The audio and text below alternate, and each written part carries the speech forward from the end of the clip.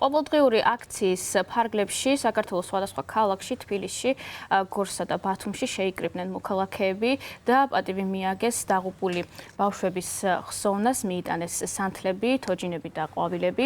აქტივისტები ჟურნალისტებთან აცხადებენ, რომ ეს არ არის მხოლოდ უბედური ტრაგიკული შემთხვევა, არამედ ეს არის ამაზე პასუხისმგებლობა ეკისრება ხელისუფლებასა და მთავრობას გულგრილობისთვის, ასეთი არის მათი შეფასება.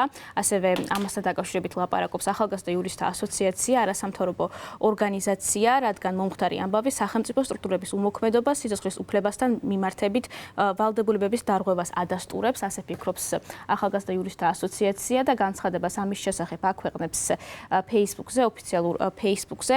როგორც საია აცხადებს, არაერთი ადგილობრივის ცნობით ტერიტორია არ ყოფილა შემოსაზღვრული, არც რაიმე გამაფრთხილებელი ნიშანი ყოფილა, რომელიც გასაგებად მიაწოდებდა როგორც სრულწლოვანს, ისე ბავშვს მოსალოდნელი საფრთხის შესახებ ინფორმაციას. ეს კი ადასტურებს სახელმწიფოს პოზიტიური ვალდებულებების დარღვევას სიცოცხლის უფლებასთან მიმართებით.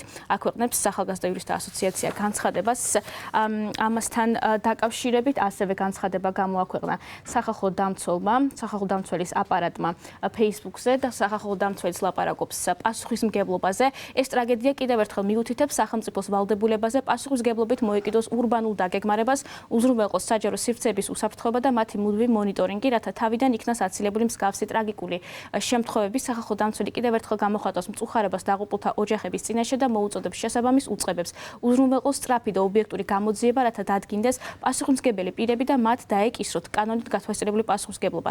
შეიმუშაონ ეფექტიანი პრევენციული და რეაგირების მექანიზმები საჯარო სივრცეებსა და სამშენებლო ინფრასტრუქტურულ პროექტებზე უსაფრთხოების ნორმების დაცვის მიზნით. კითხულობს სახალხო დამცველის განცხადებაში. ასევე აღსანიშნავია ის, რომ განცხადება გამოაქვეყნეს სოციალურმა მუშაკებამ, გაერთიანებამ სოციალური მუშაკების, რომლებსაც რამდენიმე კითხვა აქვთ, რომელსაც მათი თქმით უნდა გაეცეს აუცილებლად პასუხი იმისათვის, რომ გაიგოს საზოგადოებამ თუ რა მოხდა.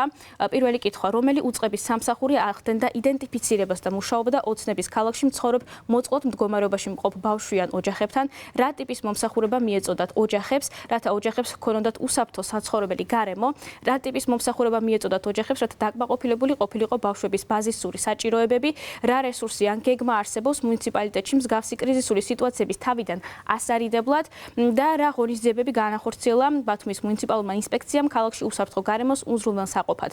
მოვითხოვთ მოცემულ კითხვებზე გაკეთდეს საჯარო განცხადება და საზოგადოებას მიეწოდოს ინფორმაცია დაუყოვნებლივ გამჭვირვალობისა და ანგარიშ ვალდებულებების პრინციპის დაცვით. ვკითხულობთ სოციალურ მუშაკთა განცხადებაში. როგორც უკვე გითხარით, სოციალურ ქსელში აქტიურად განიხილავენ სწორედ ამ საკითხს, თუ ვის მიუძღვის დანაშაული ამ ტრაგედიის გამო. სოციალურ ქსელში Facebook-ზე აქვეყნებს მწუხარების წერილს ბიძინა ივანიშვილი და მისი მეუღლე ეკატერინა ივანიშვილი. ქართული ოცნების Facebook გვერდზე აქვეყნებს ამ განცხადებას.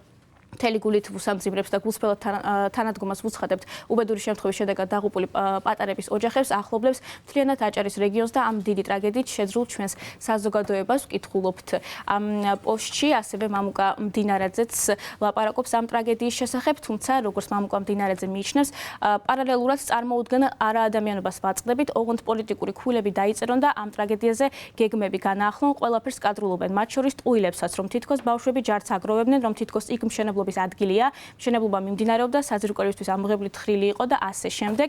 წერს მამუკა მდინარაძე და მას თავისივე პოსტში კომენტარში პასუხობს ნიკა მელია. რა მნიშვნელობა აქვს მშენებლობის ტერიტორია იყო თუ მიმდებარე, საცხოვრებელი ტერიტორია, ქალაქის ნაწილია და შეიცავს საფრთხეს.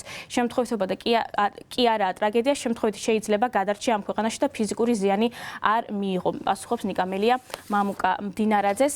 ცნობისთვის შეგახსენებთ, რომ ოცნების ქალაქი არის უბანი ბათუმში, სადაც სოციალურად დაუცველი ოჯახები ცხოვრობდნენ და ისინი წლების განმავლობაში ითხოვდნენ ნორმალურ საცხოვრებელ პირობებს და როგორც ცნობილი არის 2020 წლიდან დაიწყო საცხოვრებელი კორპუსის მშენებლობა და რაც შეეხება შემთხვევას, შინაგან საქმეთა სამინისტროში აცხადებენ, რომ მომხდარ ფაქტთან დაკავშირებით გამოძიება სისხლის სამართლის კოდექსის 116 მუხლით არის დაწყებული, რაც გულისხმობს სიცოცხლის მოსპობას გაუფრთხილებლობით.